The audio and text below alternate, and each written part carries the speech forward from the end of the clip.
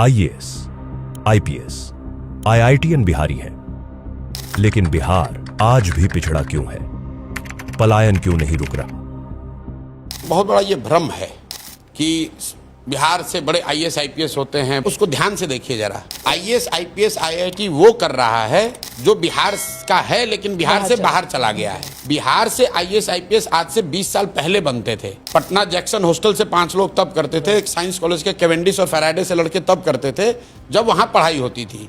आज बिहार से जो आईआईटी कर रहा है वो बिहारी है, लेकिन वो कोटा में जाके कोचिंग कर रहा है।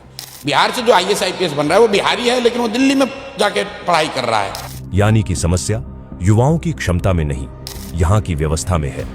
जो युवा बिहार से बाहर की शिक्षा व्यवस्था में पढ़कर डॉक्टर, इंजीनियर, कलेक्टर बन सकते हैं, अगर वह व्यवस्था यही हो तो यहीं पढ़कर क्यों नहीं बन सकते हैं?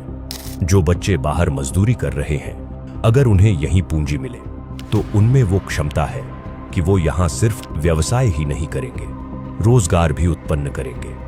इसीलिए प्रशांत किशोर कहते हैं, समस्या जटिल नहीं है, बस 3 मूलभूत चीजों को ठीक करना होगा।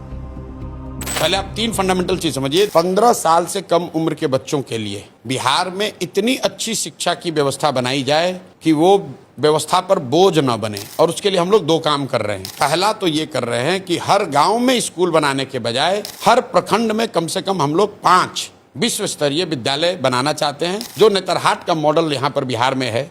बिहार में नेतरहाट एक विद्यालय रहा है, अभी झारखंड में चला गया है। एक विद्यालय से 1500 से ज्यादा आईएएस आईपीएस बने हैं, और उस विद्यालय में जाने वाले ज्यादातर लोग मध्यम या निम्न आर्थिक वर्ग से लोग आते थे।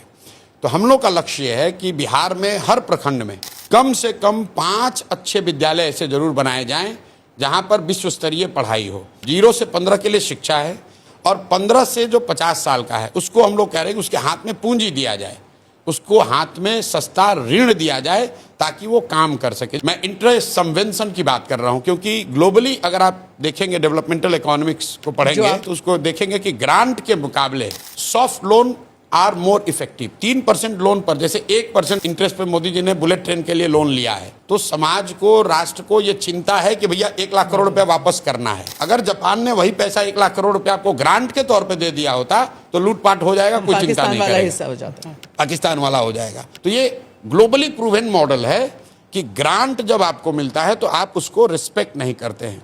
तो बिहार में हम लोग इंटरेस्ट सबवेंशन स्कीम लाना चाहते हैं, जहां आपको 10%, 12% ब्याज ना देना पड़े, 4% ब्याज देना पड़े।